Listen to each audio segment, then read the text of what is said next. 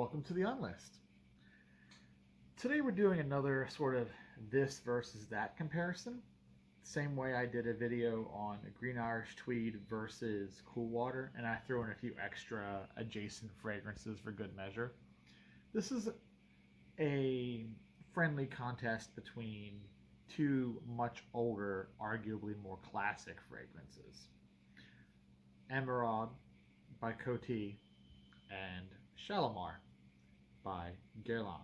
Now, the Creed Green Irish Tweed versus Davidoff Cool Water contest is really one born out of the usual terminally online folks who spend more time hovering over their computer obsessing about their taste in perfume than actually going out and using the goddamn perfumes, right? They care more about their opinion and being right, or having the best of this, or the goated, or whatever.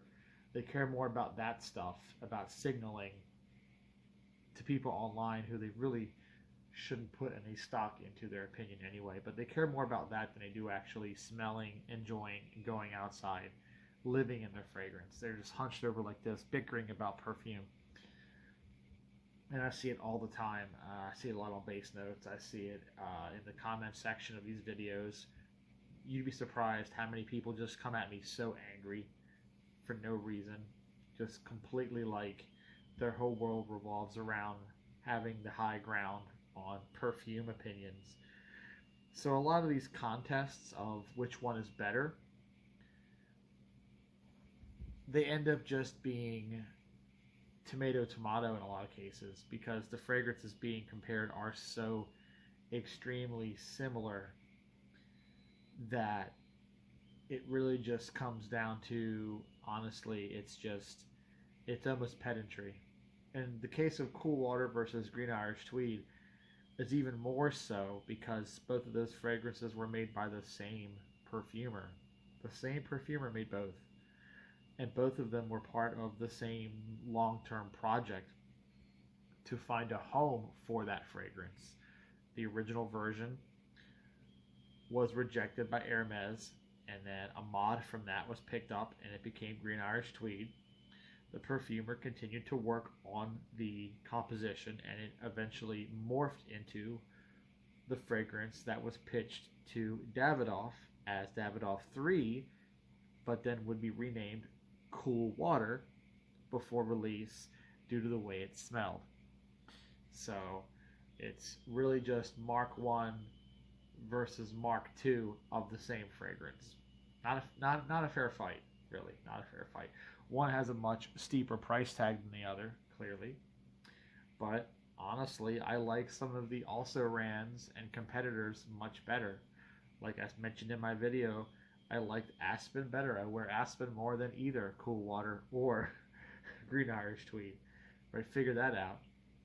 So this particular battle between Emeraude and Coty, or rather I should say between Emeraude and Shalomar, this particular battle is not as contentious because, one, these are classic fragrances that are traditionally marketed to women.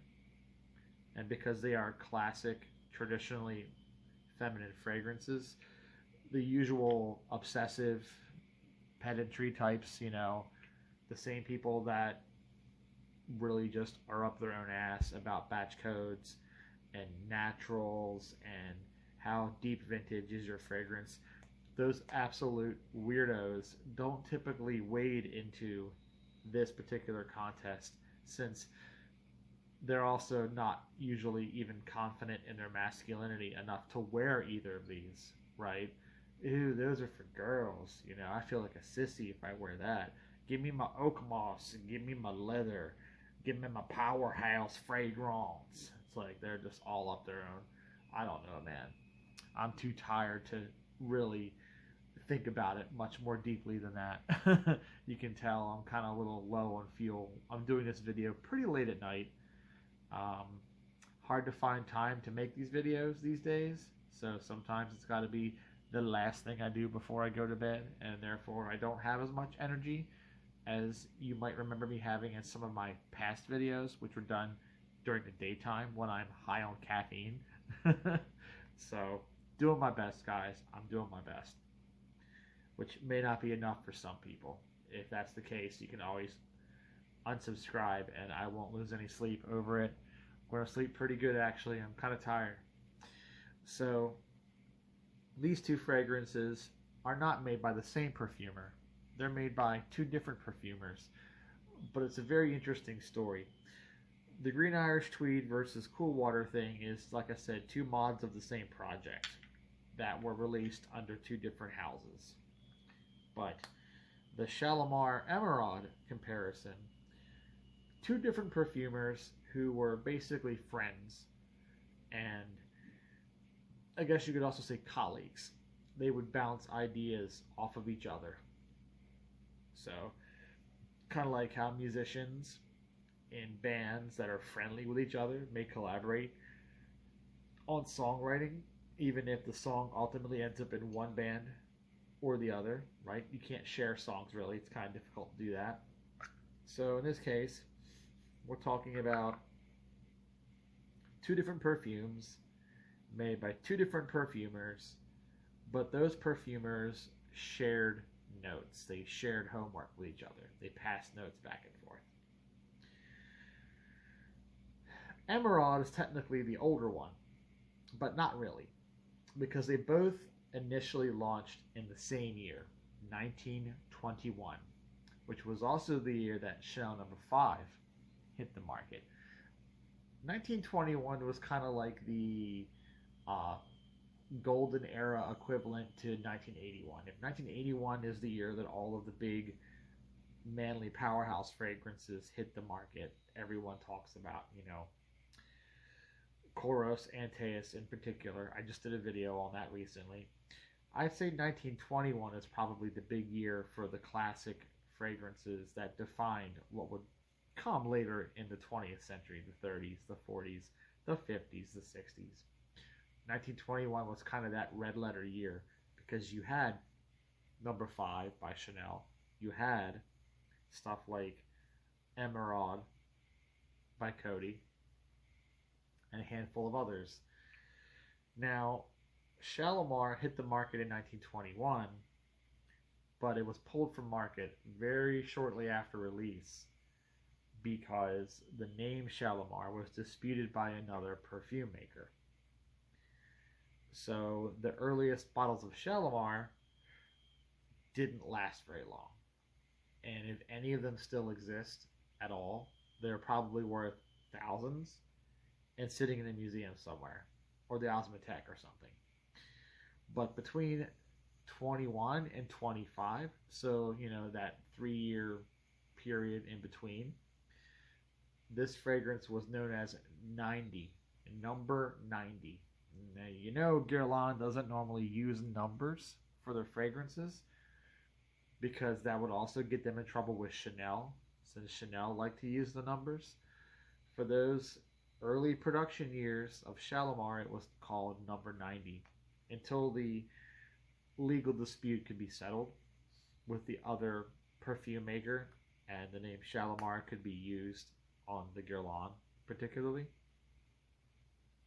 The name itself is, based on the whole story behind how the Taj Mahal came to be, right? The prince and the woman he was going to marry, and then she died. He built the biggest tomb basically you ever seen for her, and the love between them and all that. That's the basis for the name Shalomar.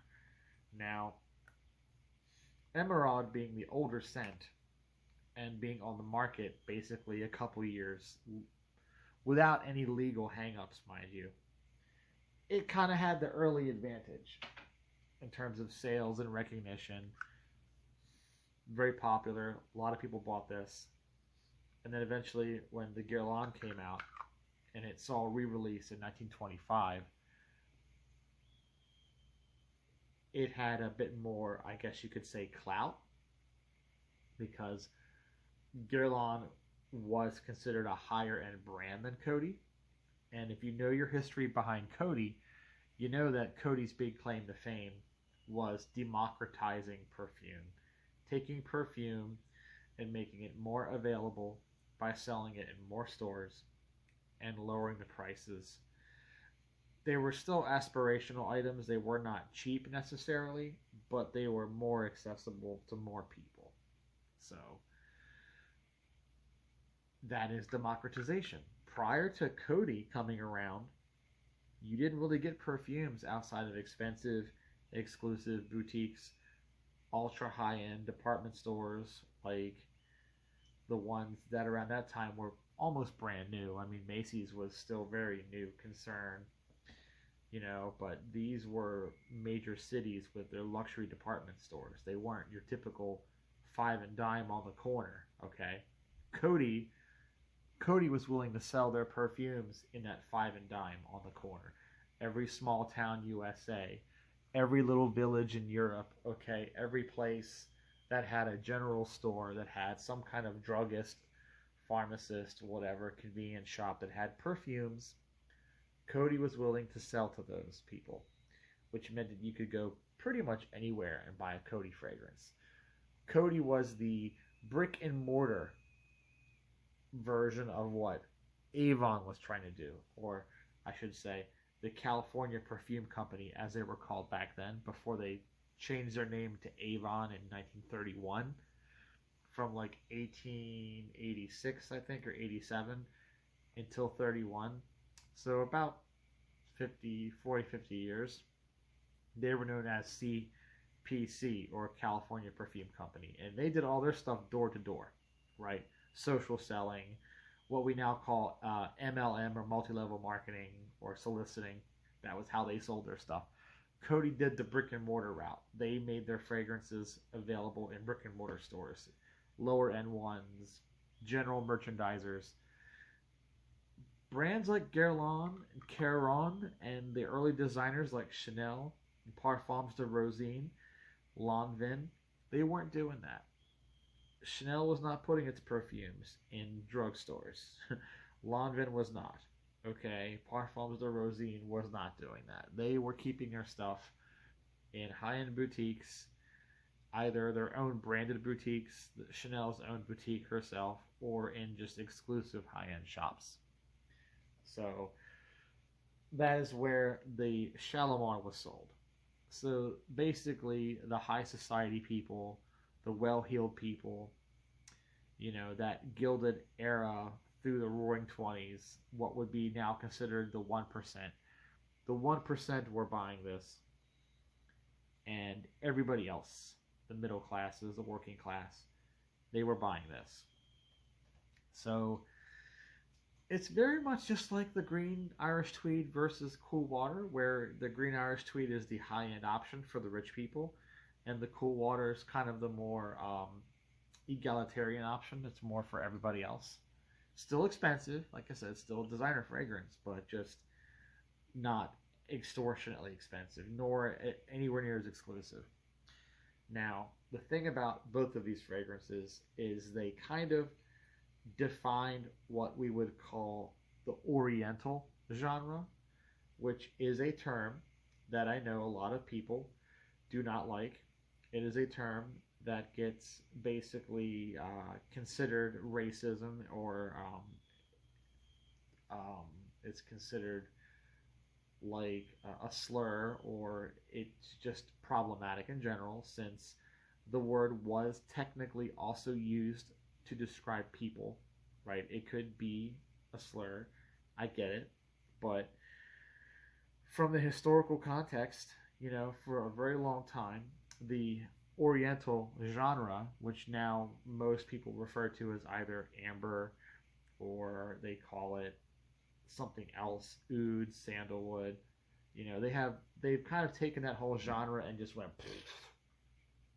and splintered it off.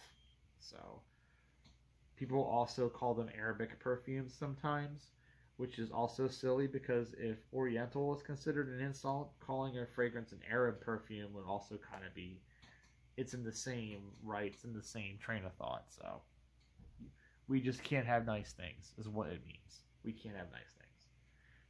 But from a historical context, the oriental genre really kind of came into being with these.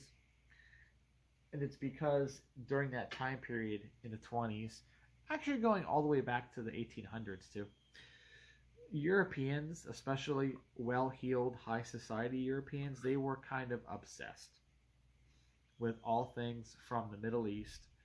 You know, the uh, Ottoman Empire was still very much a thing, okay? And even when it was in the rearview mirror, right? And it became modern day Turkey, that whole area of the world, you know, the culture, the language, the the calligraphy, everything, the smells, the perfume, which, you know, if you know anything about perfume from the Middle East and from that area of the world, it's very much heavier than what we are used to in European, Eurocentric citrus and ambergris and oak moss, sharp smells.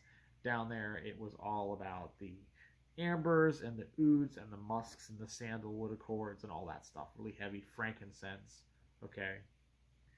So that stuff was kind of trendy for the well-heeled, typically Caucasian, you know, European, the white man basically was really into that stuff. And also to a lesser extent things from China, from Japan, you know, kimonos, paper fans, that whole thing. Really popular, the furniture styles. Not the food or the music or anything else, but just like the objects were kind of an obsession for a long time with the well-heeled people in the what they call the Occident. So you've got the Orient, right? Then you've got the Occident, and the Occident was everything west of the Occidental River. So they literally used a river to go, okay, everything on this side is Orient, everything on this side is Occident. Have fun with that. So, Emeraude, which released in 1921, is kind of the, I want to say it's the groundwork laid for what would become Shalomar later. So, Shalomar is kind of an embellishment of Emeraude. And this is a very common thing that you will see with Jacques Guerlain fragrances, is since him and Francois Coty were in close contact, Coty would have a fragrance or a structure for a fragrance, and he would show Jacques Guerlain what he had, and he would go, I can improve upon that, or I can make changes to that. And he just did. There was no, you can't do that, that's my formula. They just, like I said, they just kind of passed notes back and forth. And that's why a lot of the early classic Guerlain perfumes, many of them have Coty analogs to them. The Coty version is usually always older, always came out first, and then the Guerlain version, which came out maybe later the same year or a couple years down the road, was always a more refined, more embellished, and obviously higher end, more expensive version. So for every sheep to Coty, there was a Mitsoko. For every Emeraude, there was a Shalomar. And that was just kind of the relationship that was built between the two. Now, I also understand that Francois Coty was not a singular perfumer. He kind of did the same thing that Jean-Paul Guerlain would later do, where he'd have people riding shotgun, people who were kind of like his sidekick who would perfume alongside of him, and he would never credit those people, unfortunately. Now, those people's names are logged somewhere, and I read them and I used to know them. Can't tell you off the top of my mind who they were, but there are books on this, and you can Google it too. But just in the same way that Jean-Paul Guerlain had Sylvain Delacourt do a lot of the fragrances alongside of him, the same way Thierry Valser also has Delphine Jelk, right? Francois Coty had a lot of other perfumers in his lab, and he was not really the only person making something. But as the story goes, he'd be the only one credited for any of the fragrances. He also died rather young. He invested a lot of money in politics. He invested a lot of money in other ventures. And when the stock market crashed in 1929, he went broke and he died pretty miserably in 1935. And obviously, Jacques Guerlain carried on and continued making fragrances well into the 50s before he retired and gave it over to his nephew. So there's a bit of bittersweet tragedy there because Coty pioneered democratized fragrances, down market fragrances.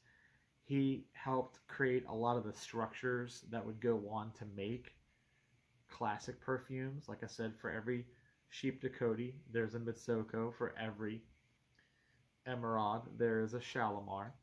So he would inspire a lot of these big classical fragrances that a lot of people online now love and obviously write entire books on them and do all this. But now we're going to get down to the smell. What are the key differences between Emeraude and Shalomar, and which one do I think is better, right? Let's get down to it.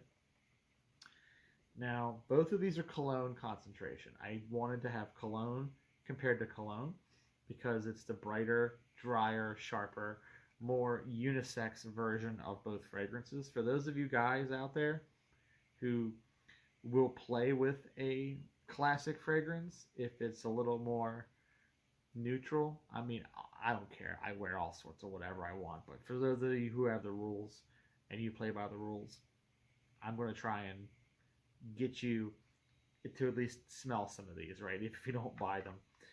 So the Emeraude is,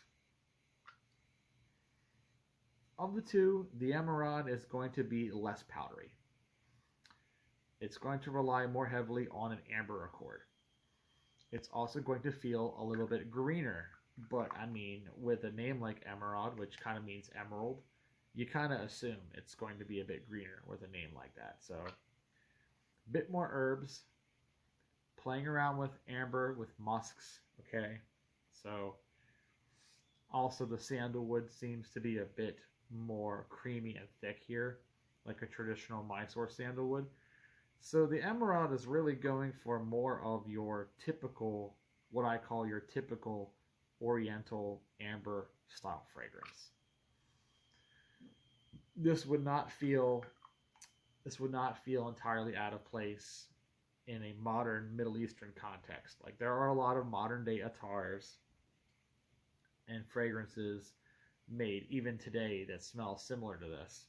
So this stays a little more true to the cultural source, right? Francois Coty's riff on the style is very much in respect to, pays respect to the original ambers from that part of the world. Now we move over to Shalomar, and obviously we notice that Shalomar has a big old slug of orris in it. Very, very powdery. It uses orris, it uses iris. It has more animalic tones with the use of civet. It's got civet musk in it, whereas the musk choices in the Emeraude are more in the nitro musk variety. Doesn't really play with animalics as much. It's more about the amber, like I said. This one goes more with the civet musk. It is powdery. It is sharper. The citrus notes are a little bit more stark, obviously, and very famously, this fragrance is kind of the birthplace of the Guerlain accord, which Guerlain is a separate fragrance that was released on its own, but it is featured in this fragrance. And additionally, this fragrance is also got a little bit of jicky in the structure, because the whole story of how Jacques Guerlain spilled some ethyl vanillin into a bottle of jicky and went, ah, and I gave him the idea to basically fashion this fragrance. Not entirely true. I mean, yes, but there are omitted facts. He did spill some ethyl vanillin into the jicky, and it gave him the idea for Shalomar, but he didn't really have the structure for Shalomar until Francois Coty let him smell this. So that's that. You got to put 2 and 2 together. Spill the vanilla into the jiggy, get the idea for the fragrance, smell this, and go, that's my vector, that's my point of attack, that's my method. So thus, you do get a bit more vanilla here than you do in the Emeraude, because that's the carryover from the accident with Jicky. And then you get the iris because, for whatever reason, that was just one of the big things that this fragrance focused on. Was it focused on a very big sort of makeup-y handbag kind of iris orris note. Now Coty would have their own iris makeup-y type fragrances. Obviously, L'Orignan is one, Limon's another one, and as some of you may know, that fragrance style ended up being what Coty used in their face powder. The famous Airspun face powder had that smell. So Coty also played with iris, also played with orris, but you will not find the iris or orris very prominent in this fragrance. Not so much. It's there, but it's not like sticking out. Which one do I like better? Well, I've already said I kind of like the ambery feel of this more, but the practical application of these, in terms of like just reaching for it and using it, these are both just very high strung for me. They don't feel very relaxed. They don't feel very comfortable. So I don't reach for them often. However, just like how I told you I reach for Aspen more than I do reach for Green Irish Tweed or Cool Water, there is a third option that I reach for that's very similar to both of these. And it is up here somewhere. Just have to find it. Or actually, no, you know what? I'm just going to get my bottle from the cabinet. I'll be right back.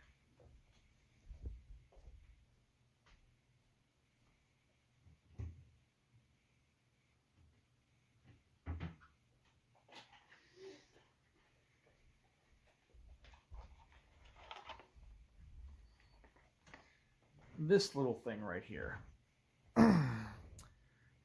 Very late to the game, obviously. This came out in the 70s, not the 20s. But Avon was not going to be left out of that conversation. So they came out with a fragrance called Timeless. Now you have to realize that when this came out in the 70s, the source inspiration was already 50 years old. Both of these fragrances were already 50 years old when this came out. So it is definitely an homage. It is clearly an homage, but it's a very good homage. And if I'm to be quite honest, I like it better because it's smoother, more relaxed. It doesn't have the big heavy amber that the Emeraude has. It doesn't have the green notes quite the same that the Emeraude has, but it also doesn't have the big slug of powdery iris either. It's very toned down. It's almost like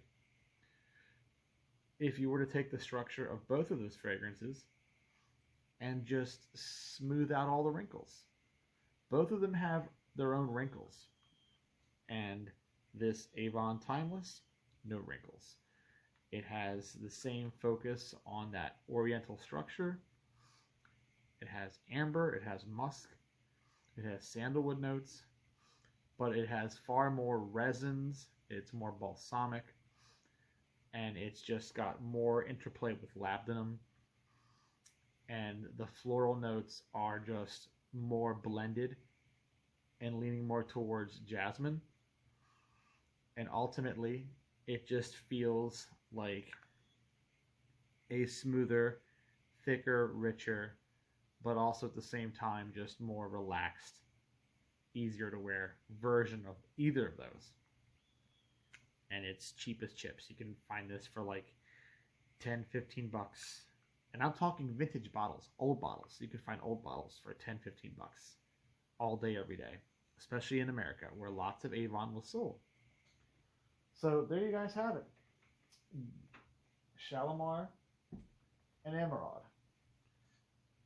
Two friendly rivals, if you will. Of the two, I'm going to pick the Emeraude, but if we're going to keep it in the family and going to add the extended options, the Avon Timeless is going to do it for me. But in general, it's not a class of fragrance that I would wear very often. I would wear more masculine market options over those, like Jaipur or Carlo Pignatelli or one of those, before I'd wear any of that stuff. So that's a whole nother conversation for another day. This has been the On List. Thanks for watching.